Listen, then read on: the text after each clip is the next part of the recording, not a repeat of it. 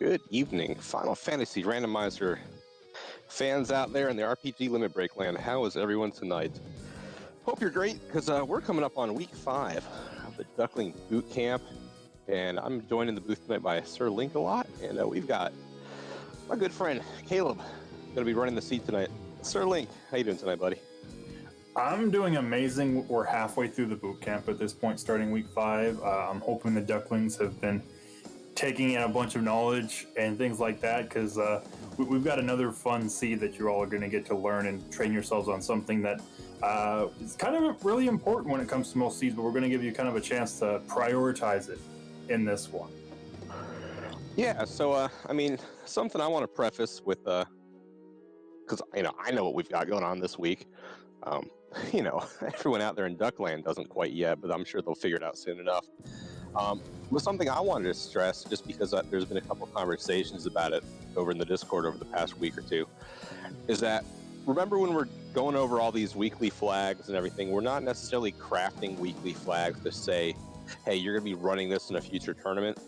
It's more to say, hey, here's something you might encounter. And we're trying to simulate different situations, and that's exactly what we're going to try and do tonight with these flags. I believe you're actually the one that came up with them too, so I'll let you start us off, and we'll go back and forth and kick over and kind of talk about what's set up and why. Yeah, I did craft the flags for this, and yeah, this you're gonna see if right now it's not too much different if you're looking into it. Or for spell shops and RNG, we've got the normal shops are turned on, magic levels are shuffled, RNG tables are shuffled, all that kind of fun things that you've seen pretty much every seed we've done so far, so it's not too much for us to talk about there at this point any longer.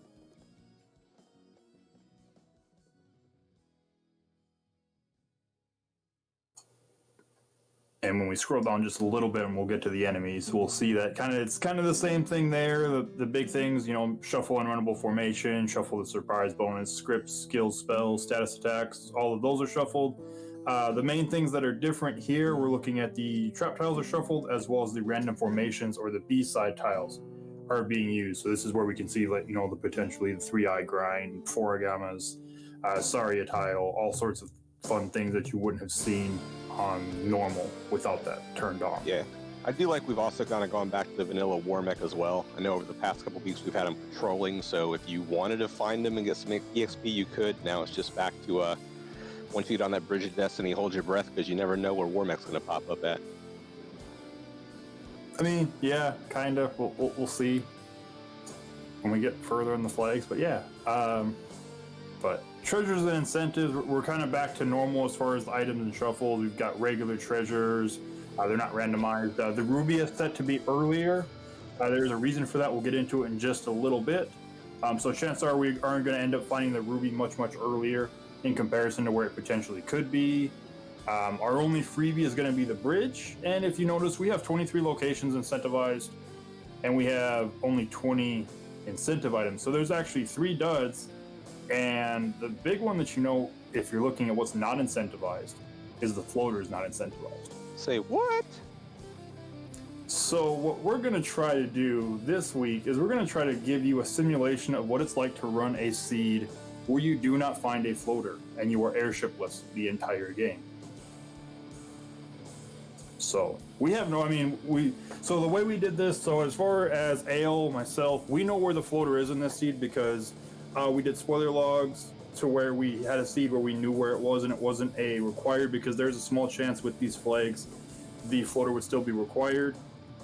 We know where it is. If we do end up finding it, or if Caleb pulls up the box and it ends up we have the floater, he's basically just going to ignore it, and we're not even going to go get the airship. Yeah, we're gonna basically treat tonight like airship doesn't exist.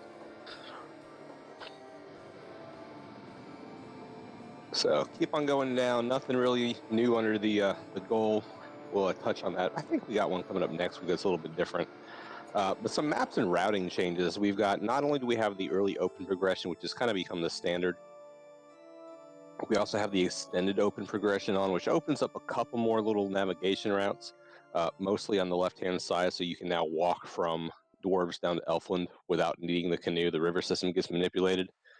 We've also do have on, not that it's going to help us, I'm sorry, misread the flag. We do have Northern Docks on as well because, how can you get to Onrak and the Mirage Tower if you don't have the airship? Well, with these magical docks. So we're already kind of prepping for sailing to the northern end of the world, visiting everything there. Past that, everything else is pretty standard. All the early items are still on. We've got normal Sky 4. We've got Titan's Trove has still got them kicked over to the left. We've still got Left Finish Hospitality. All those fun things are still toggled. Yes, and before we go to the kind of scaling, we are getting some questions in chat about this. So without the floater, that does kind of change some things. If you want to look for the floater when you're running the seed during the weekly, go right ahead. But it has been vetted to where it is not required to complete the seed. But that does mean things like you aren't going to be able to get to Gaia to check the armor shop for the spells. You can't get to Lefane to check the spells. You're not going to be able to promote is one of the biggest things that changes. Yeah, so no banking on, you know, oh, I found a katana, I'll just let this ninja carry me. You're not going to have a ninja, and that thief ain't swinging the katana. So just it's small things like that to keep in mind, and we'll talk about that as Caleb's doing his run later on. So when you see flags like this, you kind of want to start taking those considerations in when you're looking at figuring out what party comps you're going to run, especially when you're being told up front, hey, you're not using the airship. I mean, when you're running a normal seed, you can still kind of chance into the situation, but this at least lets you plan a little bit more in advance, so you go into it knowing, hey, level 7 and 8 magic's off the table, aside from a couple spells at Onrak, promotions off the table because we're not going to be able to go find Bahamut, all that good stuff.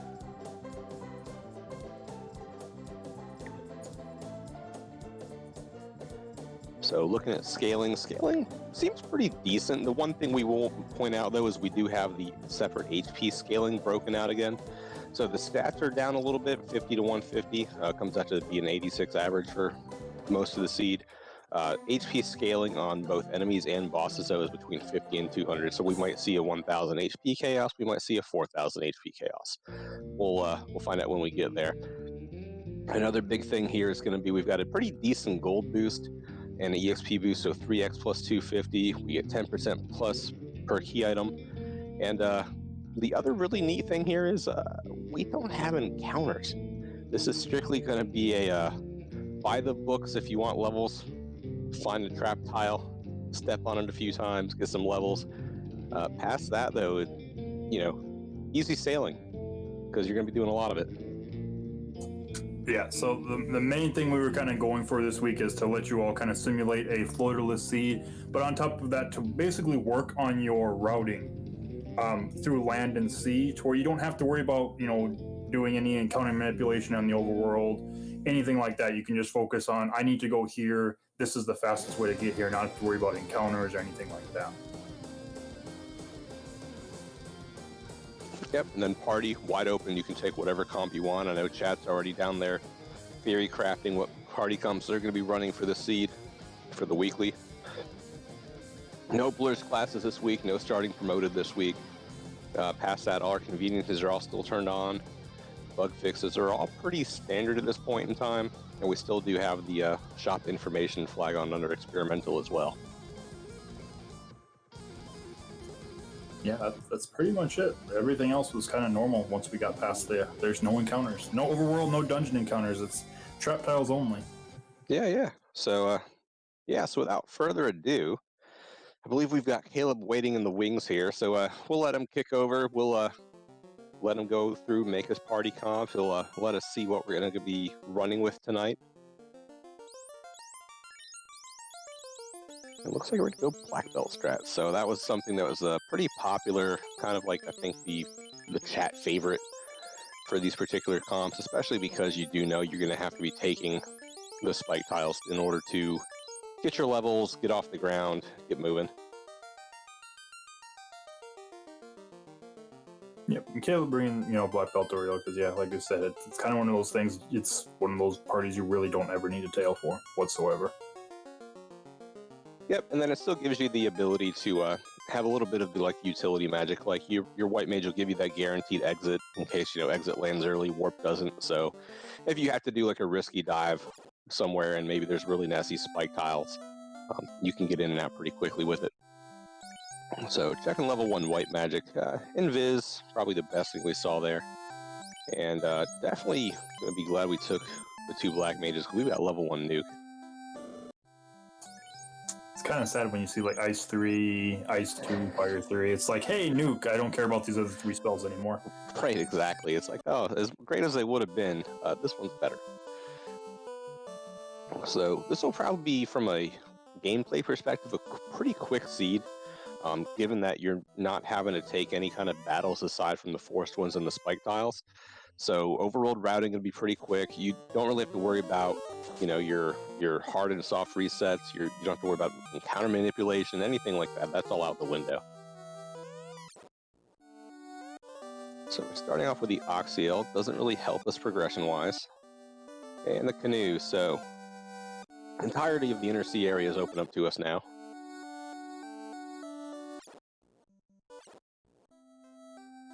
So from here, I'm expecting Caleb to kind of still do the normal opening strat. He'll go over to Provoca first, because, we at least have a guaranteed key item there. He could surprise us and go Marsh Cave first, because, we do have that extended open progression on. But we're going to go see the bridge. Bridge boss first, at the very least.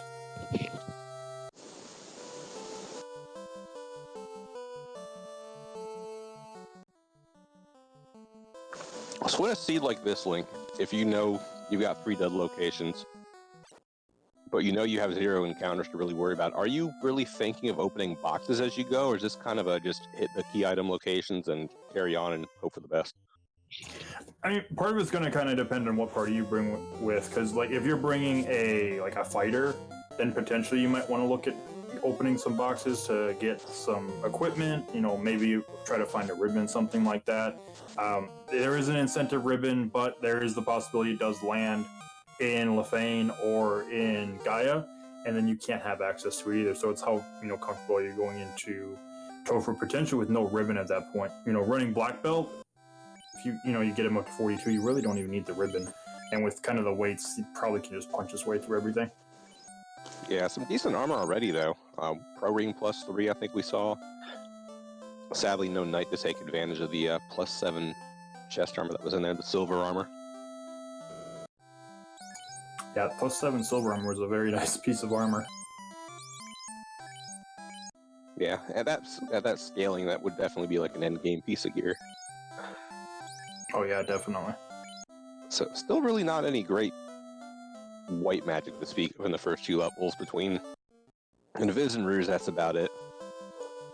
So we did get the TNT from Bicky, so we're going to go the opposite direction now. We're going to go visit the dwarves, see what that TNT turns into for us.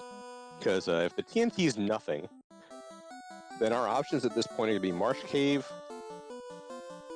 Ice Cave, Volcano, and then whatever the sages have for us at Crescent Lake. So there's a lot of options, and kind of like the bad thing here, though, is because those encounters are off, yeah, you can get in there to, check those item locations pretty easily, but you still have to worry about those spike tiles, because they can be literally anything. Well, hey, about that incentive ribbon that we might not find. Hey, kind of reverse commentator cursed us there. That worked out pretty well. Which, I mean, granted, that might not even be the incentive ribbon, because true. It could have been one of the loose, but we'll say it's the incentive ribbon until we find a second ribbon. Yeah, I think that's the least favorite thing for me about having ribbon incentivized on flags, is you have the to worry about if it's the Schrodinger's ribbon or not. It's okay, you found a ribbon in a box. Okay, great. Is it incentivized? Is it not? Okay, well, you found it from an NPC, but there's duds. Is it actually the incentive ribbon, or is it just by chance that there's a ribbon coming from a key item NPC now? Which I think you treat that as just the other incentive, and you just keep checking. And if you get a second ribbon, it's like, hey, cool, one of these wasn't the incentive. I don't care which one, it's another one. Right, yeah, exactly. Alright, so Manticores, and we got initiative, so that's a really, really great thing for us to see in our favor. This will kick them up probably like level 7, level 8 across the board.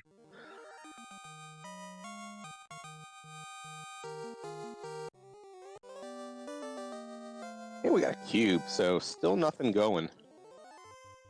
Yeah, we're going to feel a little bit cheeky. We're going to try and nuke these guys down again. Because they don't have a lot of HP. Sub 155. That's not bad at all. You know, and they really didn't even hit that hard either. So, like, what, 30, 40 on a unarmored mage? Yeah, absolutely. So if we had heal pods, that'd be a great place to sit for a little bit and get our early levels to make our now apparent dives into Volcano and Ice a little bit easier, since that looks like what's the next thing up aside from Crescent Lake.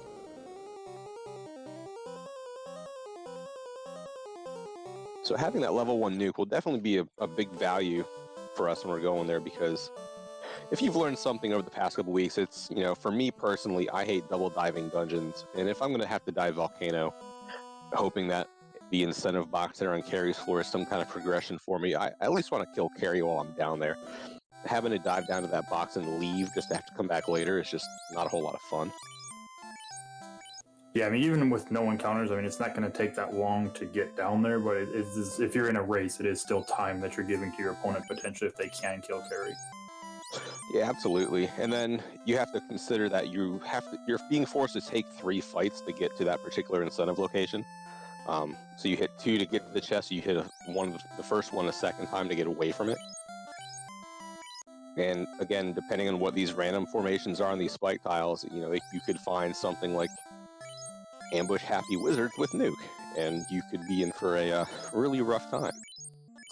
Pretty sure there's like a 9 badminton tile too, if I'm not mistaken. Oh yeah, there is. But now we might only need to do 2 encounters because we got warp, and you can kind of do a little bit of a warp trick once you get to the box.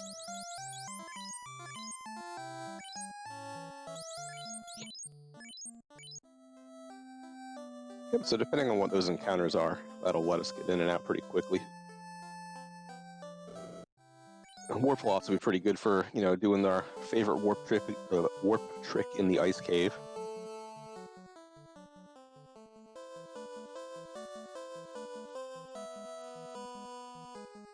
Alright, so Crescent Lake, here we go. Expect Ross is still going to be looking for the vendor item since we haven't seen that yet. And it's not here.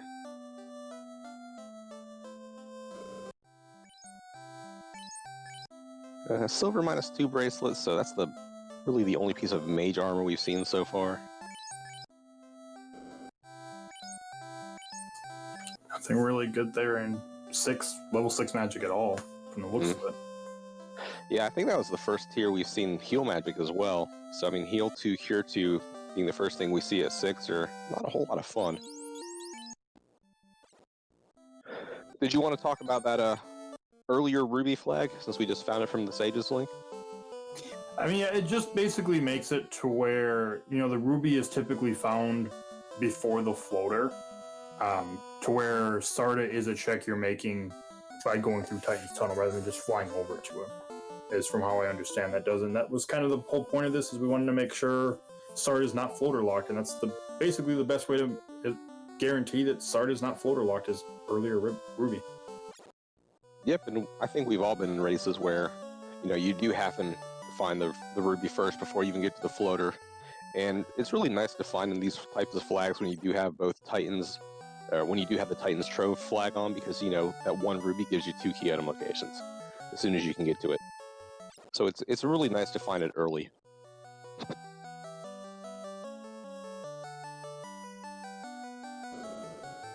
All right, so we're going to see if Caleb just goes right for the box, or if he decides that he wants to check some spike tiles while he's here as well. So here we got the canal. So just a little bit of cash, not a whole lot to speak of. So I think by deductive reasoning here, we can pretty much indicate, or we can kind of deduce that whatever is in Volcano is either going to be the ship or it's going to lead to the ship. So it might be the herb, it might be the crystal, it might be the adamant, might even be the key, and the ship could be in Canary Lock, but it's going to be something that's going to end with the ship, because we have to get out of the inner sea somehow. We've already found the canal, and there are no other incentive locations to check here in the southern area, in the inner sea area.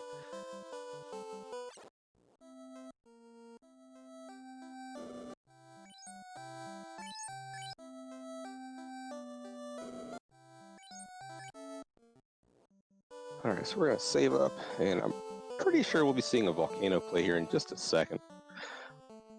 One reason, just looking at chat, talking about not checking spike tiles there, the one thing to keep in mind with the spike tiles there in ice is, while we don't have the random encounters on, they can be a little bit cumbersome to get to if you're trying to avoid burning those nuke charges.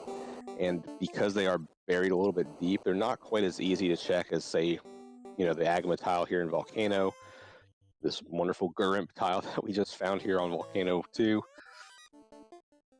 So, and because we're already level 10, we still have a ton of spike tiles ahead of us in the game, so there's not really a bad thing to necessarily have to skip. It's not a fight we want. It's not a bad thing to skip a couple of those fights as well. I mean, we're only missing out on, I think it's 4 spike tiles in Ice Cave, so it's you're not really gonna have to worry about it too much. There's plenty of other ones that we can still check.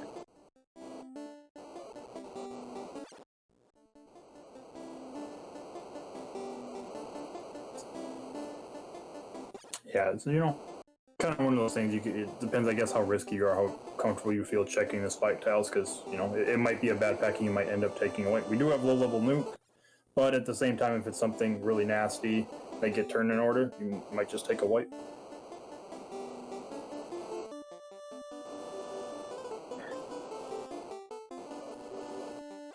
Just watching Caleb do all the running down here, and I'm just finding it interesting because even with no encounters, he's still sticking to all the tiles that have no encounters, because that's what he's been programmed to do after, months and months of playing this game.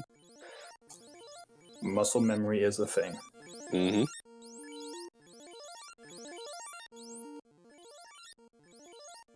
So we're going to heal up. We've got 2 fights to get to this box. Might warp out, might not.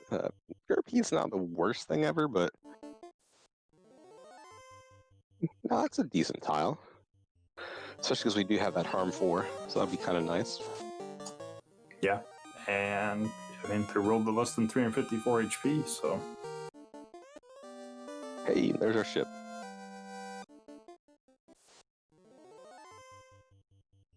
And now there's a big pack, so this is really nice to see. Now we just gotta hope for turn order. Or, they can just miss when they do get their turn. That works too. Oh, absolutely. I think that's probably the best possible outcome. And you're on a good pace when your level is greater than the number of minutes you've been running a seed. So just hitting level 14 or 15 there, and we're only just shy of the 13-minute mark.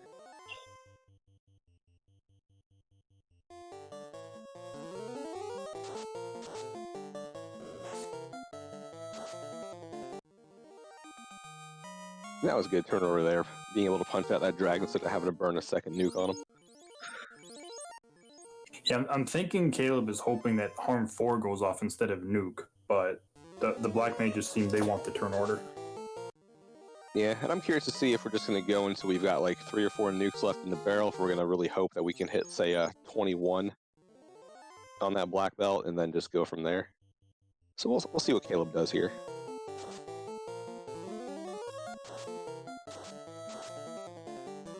Because even though we do have that black belt there, I do believe we still have the, we don't have like the unbuffed, like Master of Mayhem flag, where the black belt crit rate is doubled. We have it currently halved.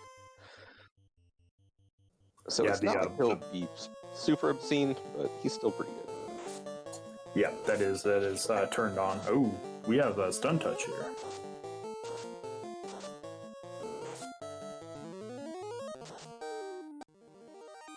And those Whizvamps are not playing around when they're hitting for 160.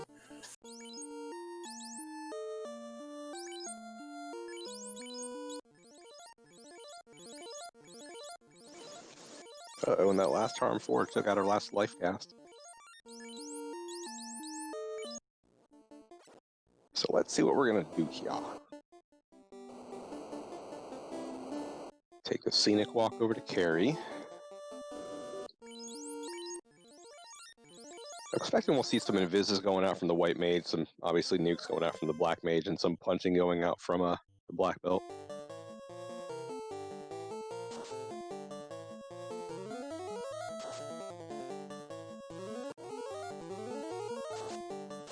Hoping to see higher numbers on your nuke, I'm guessing.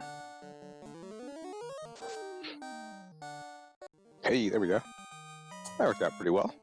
Yeah, Carrie, might have rolled about vanilla. Could have rolled down.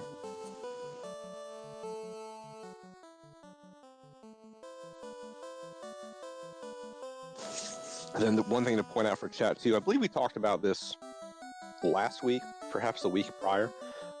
When you do find the ship in not the Canaria location, just recall that it does put the ship elsewhere. So when you find the ship in Volcano, it does park it right outside of the Elfland dock here.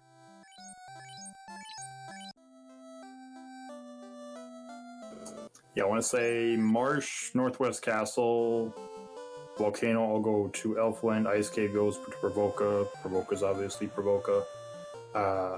And then Dwarves Cave is, I want to say, just the port next to Dwarves Cave.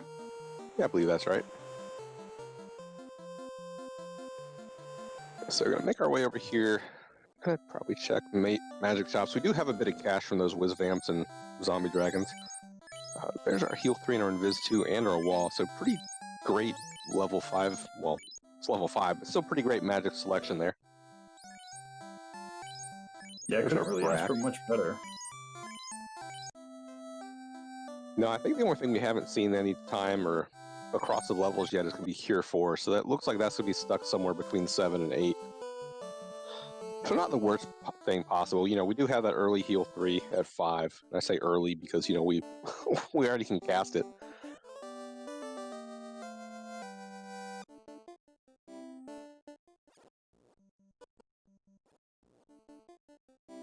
So Caleb's going to give us a quick peek at the Titan's Trove Warp Trick. For anybody who doesn't know about it. You walk out first, you go down there, you check the box. And our box tonight has the adamant, and then you warp out, and it pushes you right back out there on the side to walk down to Sark. So it saves you a handful of steps.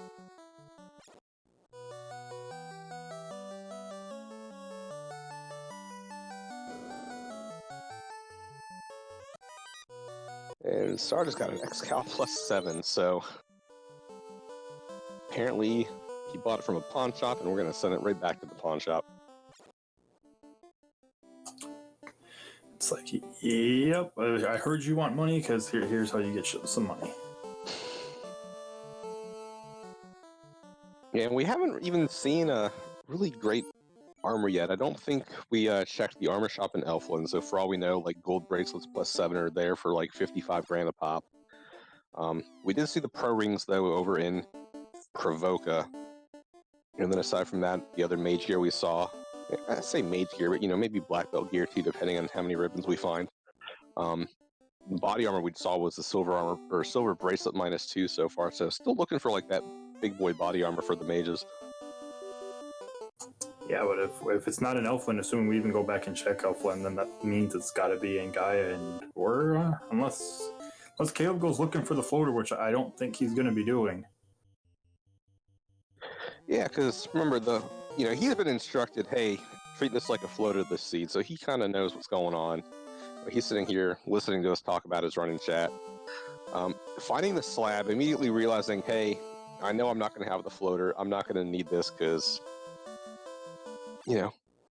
he's got that early knowledge. It's fine. Yeah, he was spoiled slightly. We did tell him he is not going to need the floater for this seed. So, But on the same hand, though, when we post the seed tomorrow morning, everyone else here will also know you will not need the floater, so you can kind of have the same exact information. That is true, and I'll remind Gregley as well when we get the hooray door to post in there that hey, look, the tail. It's something else we're not going to need. Yeah, so slab would still be a 10% experience increase, just like the tail would have been as well. The slab you would have had to run all the way out, which no encounters wouldn't have taken too long to just warp your way out. But still, with three times plus, I forget what it was, 100. With what we already have, I mean, we've already got a good amount of experience even without that. Yeah, and a lot of things too is we, even though it's deep in Volcano, we at least know there's a decent tile down there to hit right now. I'm sure we'll be seeing another one here up in Waterfall in just a moment. If we get desperate, we can always check the Sharknado floor for the 4 or so encounters that are on that floor. So we still have a bunch of options. Hey, there's a crown. And some houses, which are It's gonna be really nice because we're gonna start wanting to start saving us out of these dungeons just in case things go sideways. Because even though there's no over... No, go ahead, Link. Sorry. I was gonna be like, as well as get the magic charges back. I think that's the most important part of that. Yeah, absolutely. I was just gonna say, you know, that even though there's no overworld encounters, you know, I'm gonna keep stressing it because, you know, you never know what the spike tiles are gonna have, and then what those enemies on the spike tiles will have. So it's still better to still save and treat it like, hey, there's still somewhat of a risk here. Yeah, because this is not like the black belt seed that we ran before, where if you took a game over, you got your progress. If you take a game over here, you're losing your progress. And I think we found our grind tile potentially.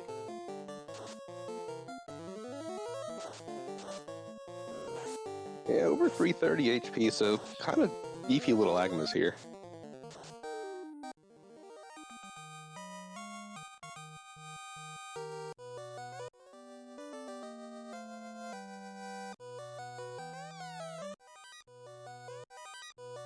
Some decent fighter armor there, ice +4.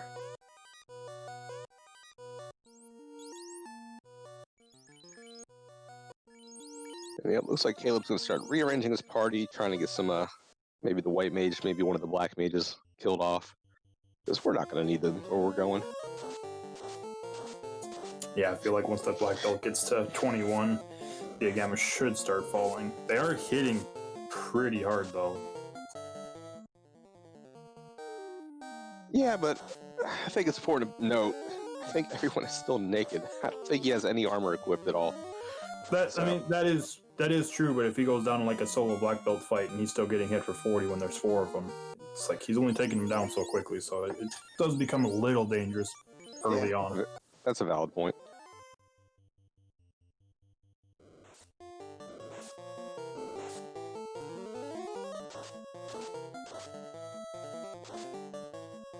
Appreciate chat for throwing out some Agama facts in here while we do a impromptu Agama grind on a not Agama normal, not the vanilla Agama tile.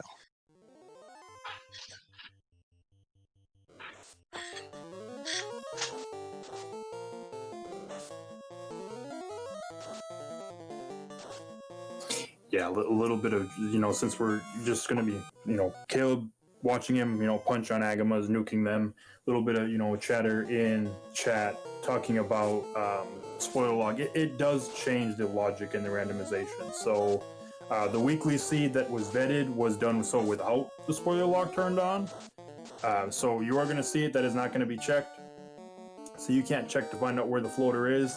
I actually ran through it myself to find where the floater actually was, to make sure it wasn't somewhere early. Something was locked, to make sure the seed was 100% floaterless, so that you all can have a floaterless seed. And we won't tell you how long it took Link to do that. We want to keep everyone in suspense. If you want to know where the floater was if you don't find it, because I did find it, when you finish and you get your times in and you're in the spoiler chat, go ahead and ping me, and I will tell you where the floater was. And how many boxes I had opened up before I found it.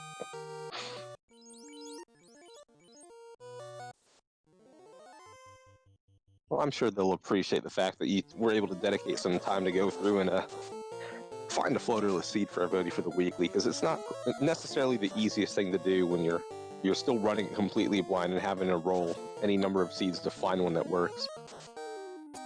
Yeah, somehow I managed to get really lucky and got it on my very first one. Oh, very nice. I was just like, it was just the way it rolled. Like when you all see it, I'm just like, as I'm doing like, this seed is so good for this. Just don't let me find the floater ever. I don't want to see it. And I'm just sitting there, my heart pounding the whole time as I'm opening boxes up, just hoping the floater just doesn't show up.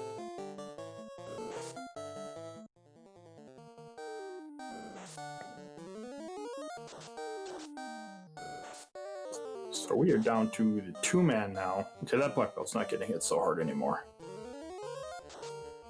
Yeah, and I like the use of Zap there, just to, you know, we don't have armor to hold up and show the Agamas to waste turns, so I kind of like the fact we're just using Zap. You could also just punch the Agamas too, but at least Zap might kill out 1 or 2 of them. Yeah, I don't know if it would be a time save. I know we picked up that ice armor at the very least. It's like, I don't know if it's worth the time at this point because, you know, the Black Mage is probably going to be dead shortly. To just switch it over to that so that he could just hold, you know, show him the lovely ice armor that nobody's going to be equipping. And as I say that, then they're not even punching the Black Mage anymore. Nah, I think they'll punch this turn. I'm pretty sure. There he goes. So now we're getting into the scenario that you were mentioning. Is it can be dangerous with 4 Agamas still punching on one little black belt?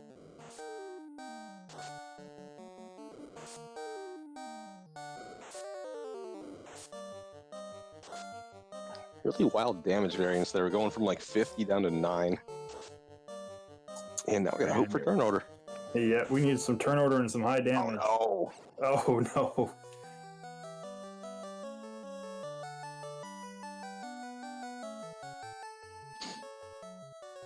Yeah, I feel like once they're one roundable, then you're fine. But if they're not, you know, you're doing that like every now and then you're killing them in the one round, and then you are.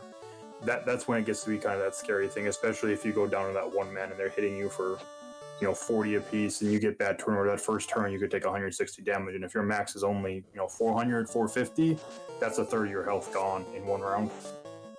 Yeah, especially too, because just like we were seeing some damage variance from the Agamas, we were seeing it from the Black Belt too.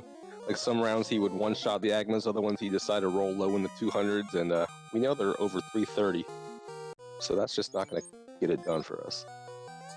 Not at all.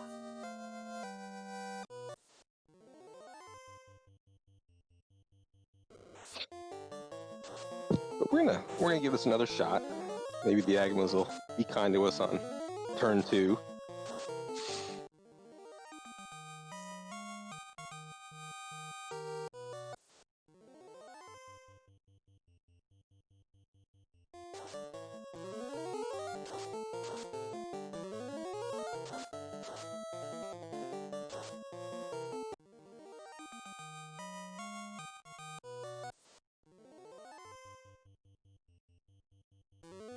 So while we're sitting here punching some Agamas down, I think this is a good time to kind of go into, like, maybe just have a quick discussion or brainstorm real fast about party comps and what they would entail for like these types of flags. So what Caleb did, he pretty much understands, hey, I'm going to try and go fast. I don't want to open boxes if I can help it if they're out of the way. I'm just going to hit up like the incentive one and maybe any that are like right adjacent to it, and we're going to carry on with our run. So when you're kind of running those types of seeds, that's kind of, even though maybe they're not exactly catered towards it, because with random trap tiles, or random spike tiles, you never know where you're going to find. So the black belt may not be the optimal choice, but in a sense it kind of is. Just because you know that your armor selection is limited to either what you luck into in treasure boxes near that incentive location, or whatever's in the shop. So at least in the shop, you know you've got the steel armor. And then for your mages, you at least have the gold bracelets or the silver bracelets or whatever armor it is that rolled blurs. But it's just one of those things where you don't want to be spending a lot of time fishing for gear necessarily. So that's where I think the black belt is probably a good pick for these types of flags. Yeah, I mean, it does kind of depend on how risky. It's kind of one of the reasons why when I made the flags, I incentivized the Moss Immune to not just be like, hey, this seed is a straight up, it's a black belt seed. Because unless you're opening boxes up, you're not finding anything. It's just like there is a Moss Immune that is incentivized, and obviously anybody can equip the Mosses, so you don't need to promote for it. So there is the possibility still. That's a good call. That's a good point. I like it. So what you're hearing is there's options. Like you don't have to run black belts if you don't want to sit there and punch things until they fall over, and then turn around and become the one-man wrecking crew. You don't have to. You can sit there, you can take your fighter, you can swing whatever swords you can find in the vendor shop. Hey, maybe silver swords rolled +7. I mean, that'd be a pretty capable weapon right there. So essentially, as you have options, maybe I would say maybe roll a new seed, and if you find the floater, ignore it and go as far as you can, just kind of get a feel for it. It still gives you some routing practice, even though the seed may or may not be completable, depending on what rolls in, say, where the vendor item rolls at or where the bottle the slab turn into. But at least remember when you go and run the actual seed, go with your preference. Take your party you want to run, have some fun with it. Yeah, that is definitely something I wanted to make sure, like, while he's punching the Agamas, to point out, because I know, some of the Ducklings, which isn't, necessarily a bad thing whatsoever, they're, rolling a different seed with the same place to kind of practice before they actually do the weekly, which is completely fine. There's nothing wrong with doing that whatsoever. There is just the possibility with this flag set that the floater is still required in some way. So, yeah, if you get to that point, you've checked every single box, you checked all the incentives, then you would need to find the the loose floater. And if you find it at that point, just grab the floater, go turn in the incentive, and then bring it back to the Ryokan Desert to just kind of still get that same kind of practice in.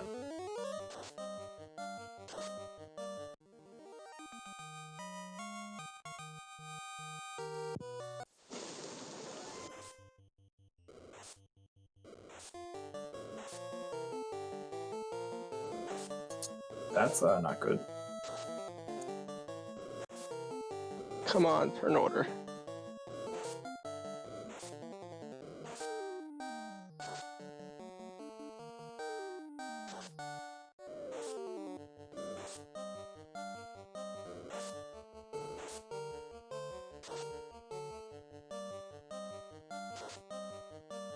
Whoo, we got it. Okay, we did not have a repeat. I believe that gets even more scary, the fact that those can ambush you like that, because oof.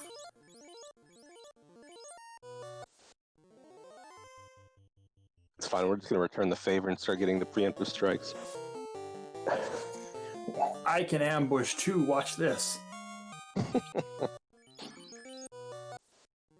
Chat getting nervous for Caleb. I'm sure no one was more nervous on that fight than he was.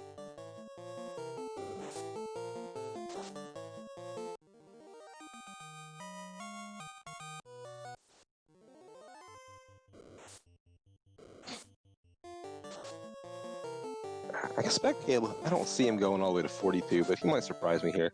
I think with his scaling, I think 32 may be a decent stopping point, but we'll see what he decides.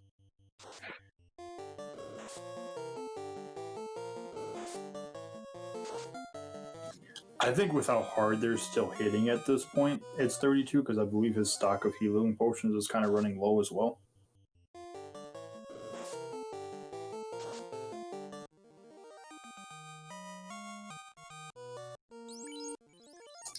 And we're going to find out. Oh, yeah, he's got 25. Yeah, we still got enough for... Could only back up to max HP and then a little bit more. And you can see how quickly the Black Belt's HP starts scaling and ramping up too. I mean, just a couple levels ago we were sitting at 400. Now we've already jumped all the way to 600.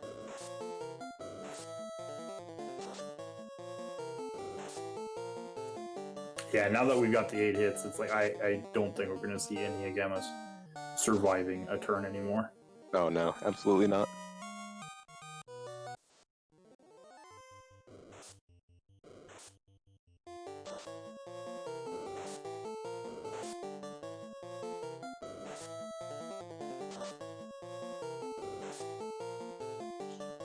One of the neat things about doing static grinds like this with a black belt is you can kind of see how his levels start affecting his stats.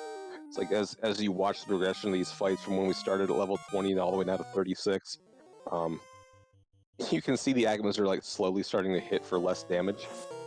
So we're starting to see misses now. We're starting to see hits for 1s and 8s instead of like 40s and 30s. And that's all thanks to the black belt's natural absorb from being unarmed and ungeared.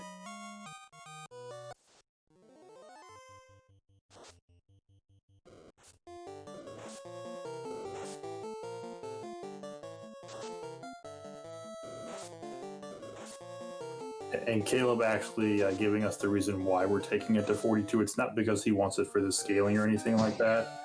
He wants revenge on the Agamas at this point. So, I mean, I'm not saying he's trying to wipe them off the face of the planet, but I'm not saying that. And like Rocky's pointing out, or I'm sorry, like Caleb's pointing out in chat, they keep giving us 4 every fight. I mean, you might as well take it.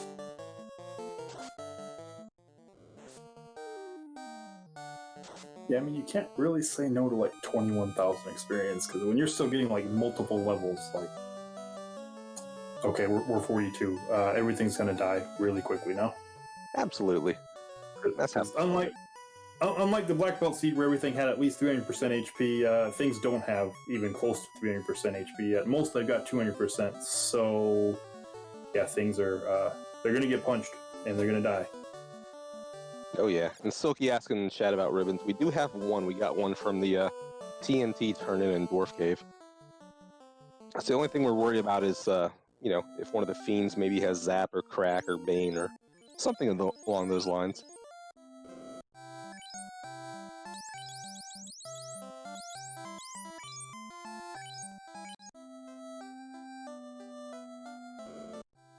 All right, time to bring up everybody else. We do have Oxyel. We got that pretty early on. I believe it was from the King.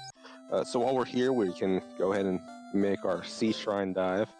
It is a incentive location, so I expect, you know, whether he does it first or second, we'll be going over to see the mermaids tonight as well as killing Kraken. Oh, there's our Cure 4. And it's learnable as well, but that means we're not getting life 2. Yeah, but luckily with it not having any encounters, you know, we won't hopefully be needing to spend a lot of charges. Really the worst part is going to be obviously Topher because it's essentially boss gauntlet mode. So we're only going to have to worry about bringing people back up if they die to, like, say, Carry 2 or Tia 2, or if, you know, we disrespect Lich and he gets turned over and has something like turn 1 nuke. I actually think like turn 1 Zap would be better than turn 1 Nuke at this point. Oh, yeah. Because, I mean, the Black Belt can probably solo Topher, to be completely honest. So if everybody dies, it's not such a big deal. The Black Belt's not dying no nuke, but the Black Belt could die to Zap right now. It's a bagpipe seed. That's exciting. So in case this is anybody's first week, if they're tuning in, they're like, what the heck is a bagpipe? So Caleb is playing with one of the Fun Percent flags called Multi-Instrumentalist Sarah, which changes the loot, which is the vanilla name for the key item that we get at the start of the game, to any one of a number of assorted instruments that we kind of crowdsourced a couple months back when we came up with the flag. So I think there's like 70, 80 something, somewhere around that insane number of potential items that we can get. So we've seen things anywhere from like trumpets to double basses to guitars to, I think we've got like a riddle or a limerick. We've got bagpipes, we've got didgeridoos, we've got vuvuzelas, we've got pretty much anything and everything you can think of. So it's a really lot of fun. I think it's just exciting for me. Like, I like always going in there finding like, oh, you found the pipe organ, great. Carry this around and go break a loop with it, or break a slab with it. I was gonna say you're not having fun with a game until you went through Topher with lugging an organ through.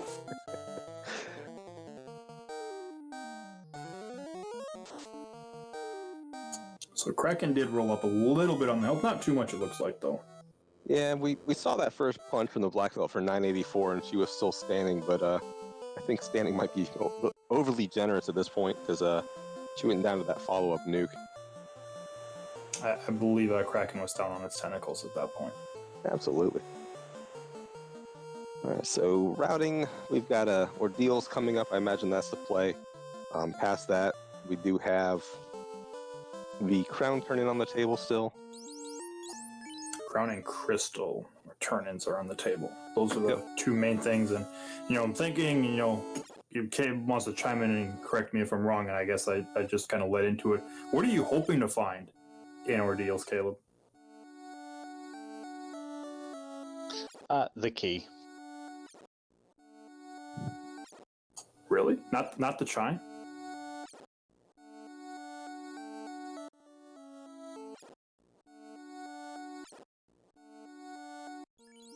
I mean, yeah, but I got the crystal turning. I'm hoping it's key so I can just go around the bottom and hit Matoya and get maybe the chime there. That's what I'm hoping to be lucky to get. And that's go mode, so. That'd be a nice little routing way we can make that work. I like it. We're missing 3 items for go mode right now, though. We're just missing the key and the rod. Oh, yeah, that's right. We do need the rod still. For some reason, I always think the rod's already done by this point in the game. It's always the rod. All right, so we got the triple inner sea turning going. We've got the herb, the crown, and the crystal to do.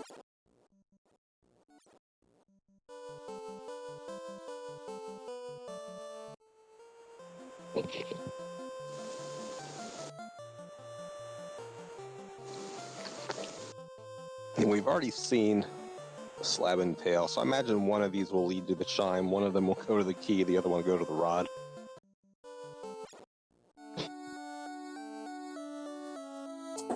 Yeah, they should. Nah, key will probably be in sky. Or rod. Oh, yeah, could be. I forgot, we do have the Sky Palace as one of the incentive locations tonight. Almost everything is incentivized except Marshlock.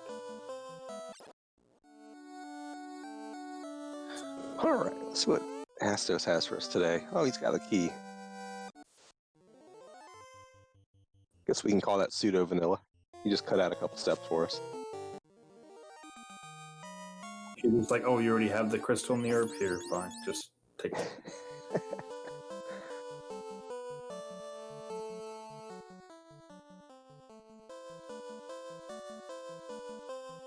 Kind of works out decently from a routing standpoint. We can still go in there, check Canaria locked, and then go hit up the crystal.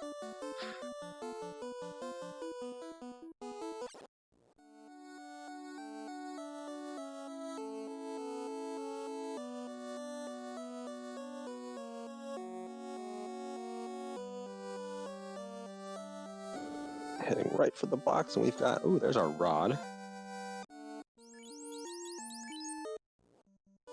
So I think that kind of forces Chime to be up here with Matoya then, because we've already checked the Earth location, and Chime can't lock itself in sky.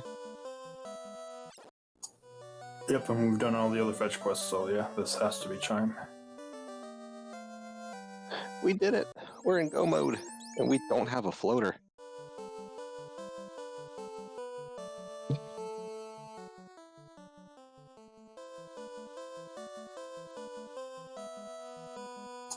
So should we tell chat where the floater actually is, since we know?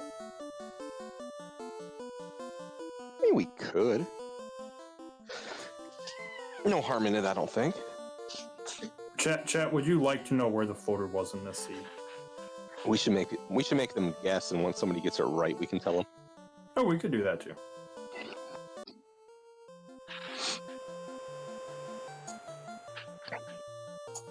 Okay, chat, guess where the floater is.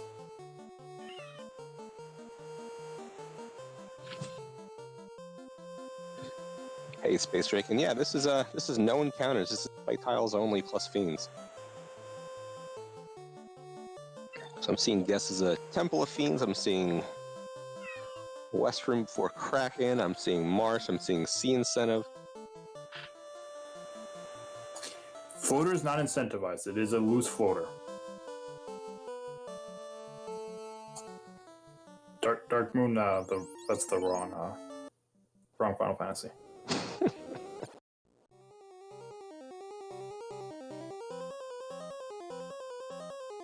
I don't know if the floater can roll in Topher.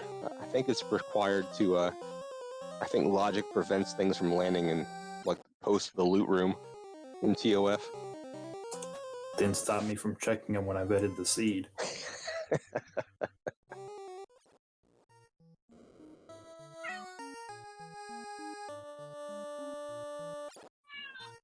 No, we only go 2,000 years in the past year, Darkman. We don't go 65 million. I'm gonna need you to. We're gonna check the Sky Incentive location. Moss -1. Give that to that white mage. At least we can live out that white samurai strat. He did pick up Ruse for something.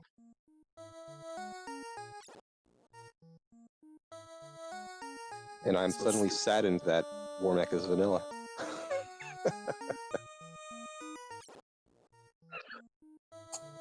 Warmech needs a break. It's like Warmech was out patrolling enough.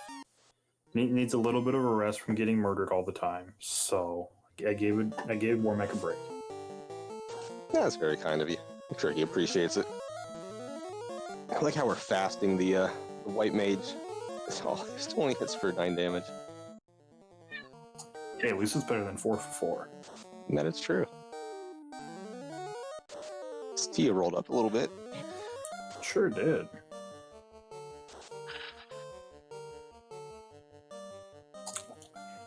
Is it sad? I was really hoping to see the white mage kill it with the masa there.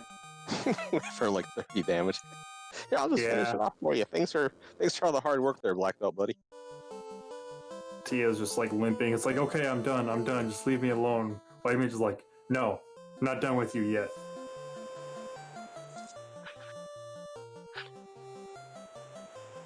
Right, so hi-ho, it's off to Earth Cave we go. I'm gonna go visit Lich.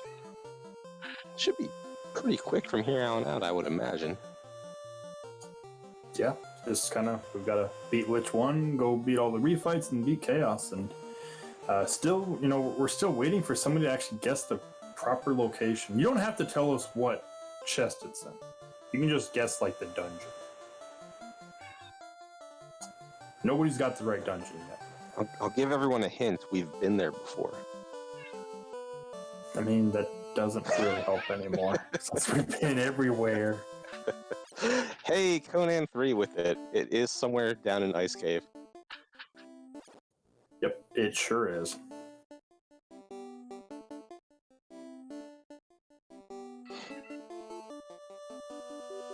I like the way you think, Bert.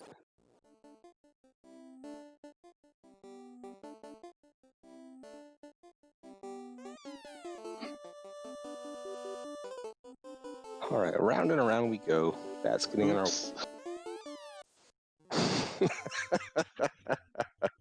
This is why we don't party with the bats. Or if we do party with the bats, you don't go past the doorway. Because there are spike tiles in here.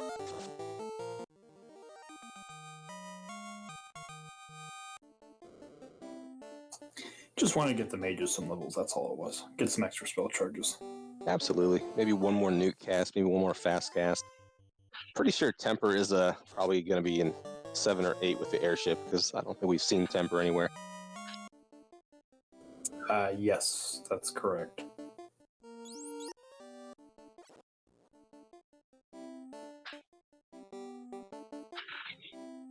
Yeah, so Guardian Marcus, we were talking about that a little bit earlier.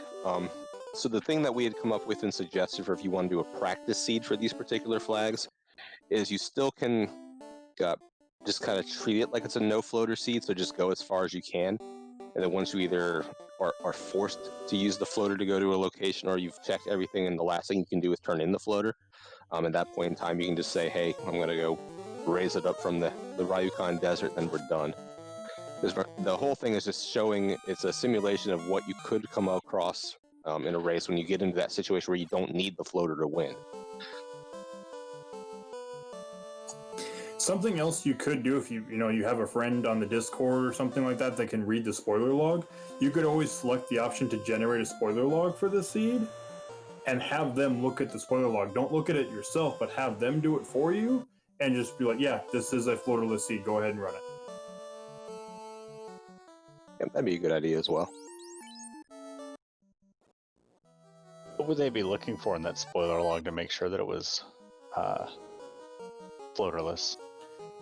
Main thing they would need to do is make sure the ship is available in somewhere in the inner sea, as well as none of the progression can be behind Gaia or Lefane.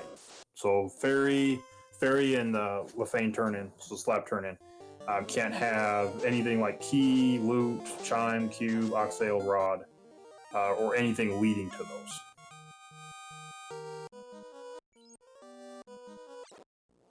In the past for Duckling reveals, have we shown off where the boxes are below the two there in the Phantom Room? I don't believe we actually have, so this would be a really good time to show them where all the boxes in Topher actually are. I'll do that.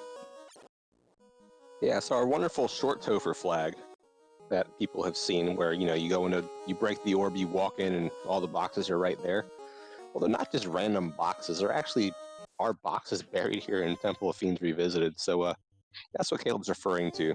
So I believe it's a series of 9 boxes, question mark. I'm going to have to double check and look now. No, there's 5 past the loot box. All right, so 7 total. I was just trying to think how many show up in short Topher, because this is where everything comes from. Yeah, so 7. So south of Cary, you've got a set of doors and some rather long hallways. And on the right-hand side, you've got 2. And that chest all the way on the right that we checked, that would be where you would find the second katana in vanilla.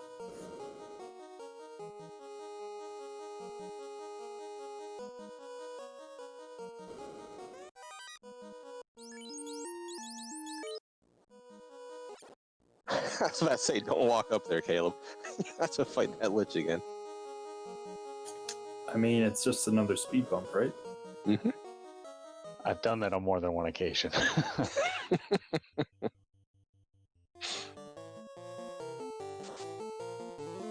Ooh, slow 2 missing the black belt. Good thing we had plenty of fast.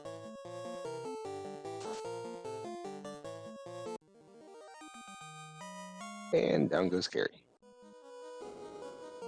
So 4 of the boxes are down there on the Cary floor. And I would imagine everybody knows where the 5th box that's after the loot break comes in.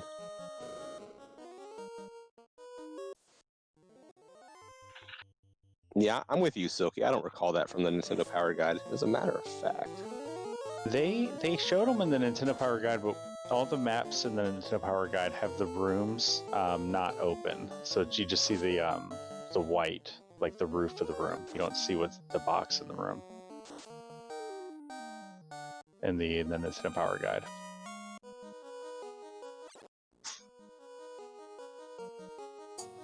Didn't really do the greatest job.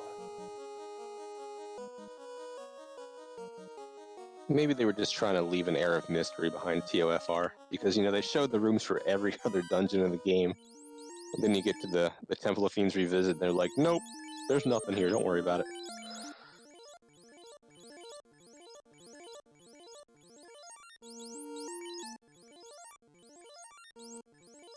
Alright, so healing up, showing some respect here as we go into the TF2 floor.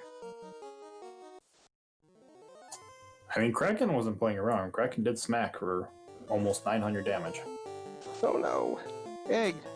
Speaking of that, I mean, not as much, but still enough to take that Black Mage down. Egg 3 getting revenge by punching Tia 1, or I'm sorry, Tia 2 for 1 damage.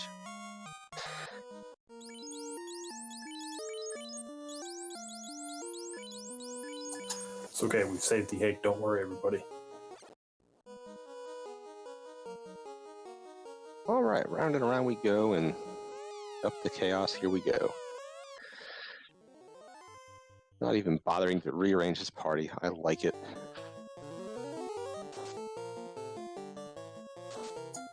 Get a nice new 212, sadly no fast, 9 for 441, no critical hits. And that Invis coming out making chaos only do the 1 hit on that black belt. So we're up to just over vanilla damage, and down goes chaos. So easy peasy.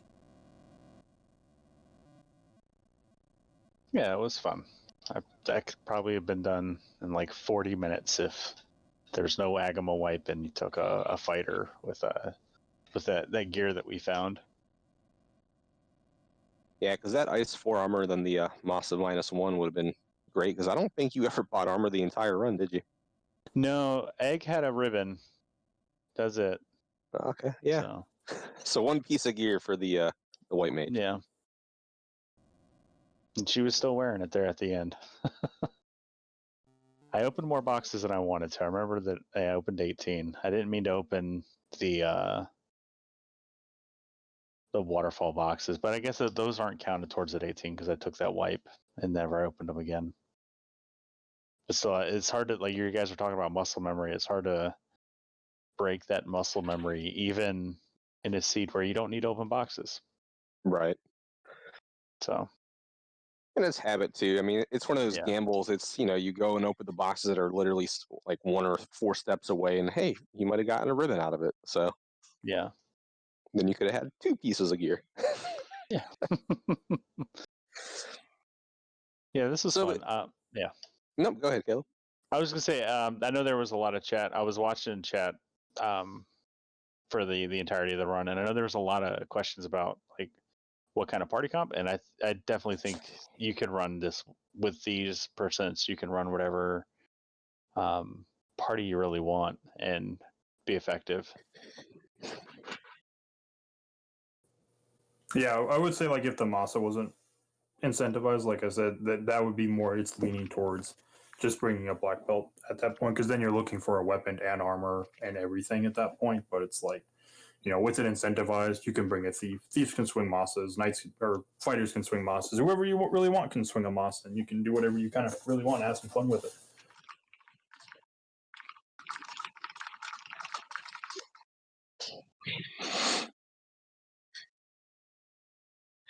So, just going to field a couple questions in chat while we get ready for wrap up here. So, Goat's Pirate asking, what makes this a seed where you don't need to open boxes? Essentially, we know there's no encounter, so we're not really too worried about gear and gold, aside from getting like the initial set to get off the ground and be able to kill whatever mobs we find on a spike tile. But past that, the biggest thing driving it is that we don't have, aside from the floater being loose, we don't have other loose items. We do have dud items. So that means everything that you need to complete the seed is going to come from one of those incentive locations. Yeah, I think even if this weren't floaterless, well, I guess then if like floater were incentivized, the minute you have all of your incentive items and you don't have anything loose, like you don't necessarily need to open boxes if you're comfortable with shop gear, your iron armor, your steel armor, your bracelets and bucklers and all that wonderful stuff. If you think you can get by with that and you've got ribbons incentivized, like you can skate by. Like any seed is beatable, right? So with any party comp, it's just a matter of stick to itiveness, I guess.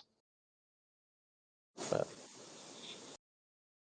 yeah, and I think seeds like this, it's a good way to practice being able to break the habit of I've got to open every box, especially from like a competitive / racing standpoint, because if you spend time opening boxes and all you're finding is cash, that's just time you're kind of ceding to your opponent, especially if they skip all those boxes. So it's nice to be able to kind of recognize at what point you are within a seed to where you no longer have to open boxes, and that's kind of one of the nice things that this kind of flag set teaches you as well. Because aside from those incentive boxes, you technically don't have to open any of them the entire run. But as far as the flags go, as per usual, Greg will post the new week coming up in the Duckling Weekly channel. I'd say sometime early tomorrow morning, 10, 11, 9, somewhere in that range Eastern. So look forward to that. We did have a great number of Ducklings come out again this week. So we've had just under the 50 mark this week. We had 50 runners last week. So it's really nice to see the great turnout. So as always, if anybody has any questions, just scroll up a little bit in the chat. Look for Moobot. He just got posted a couple chat lines ago, giving you a link to the Discord, a link to the randomizer itself. We've also got a link in there for the Duckling Derby coming up in January, which is what this boot camp is leading up to. So if you have any questions, there's a plethora of channels you can shoot it into in the Discord. New player help, general, wherever you want to go. There's always be someone there who will be more than happy and willing to help out and make sure you're going to have a good time with the randomizer.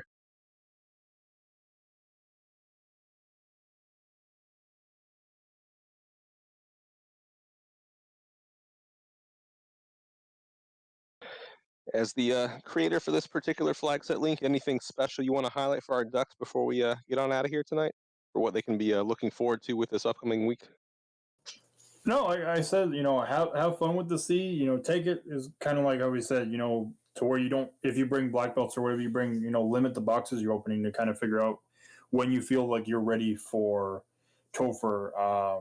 Use it to, I know there's been some chatter, especially this past weekend, Duckling Weekly about sailing around with the ship and not knowing where you need to go and getting kind of lost at sea. It's like, use this as a good opportunity to practice your routing and what you need to do, and you don't have to worry about those encounters. You can literally just practice your movement on the overworld, and inside the dungeons, never having to worry about a single encounter except the trap tiles.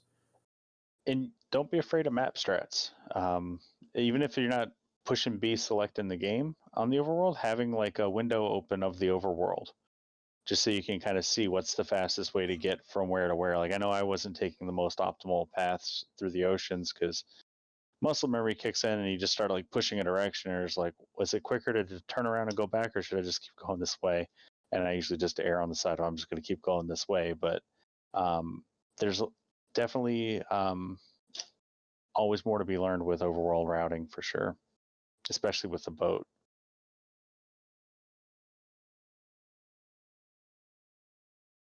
Yeah, I think that's all we got. So, Darkman, you want to wrap us up and take us out tonight, buddy? I will do. Thank you to everyone for watching this week's presentation of the Final Fantasy Randomizer Duckling Showcase. Week 5 of these showcases. We'll have 3 more going on before we get into the Duckling Derby coming up here in the middle of January. In the meantime, we hope that you continue watching and playing through all of these flags and everything we have going on with Final Fantasy Randomizer. If you're interested in the randomizer, go to FinalFantasyRandomizer.com. You can find the randomizer itself there, check everything out, and then join the Discord and the development Discord, links for both of which are there on that website. Come join, come have fun, come be a part of the community. We hope to have you here with us through all of this and beyond. Stick around, there'll be more great Final Fantasy Randomizer every week here on RPG Limit Break. And from all of us here in the booth and the rest of the Final Fantasy Randomizer community, we thank you for watching. We'll see you. We hope you have a great night, and we will see you next time.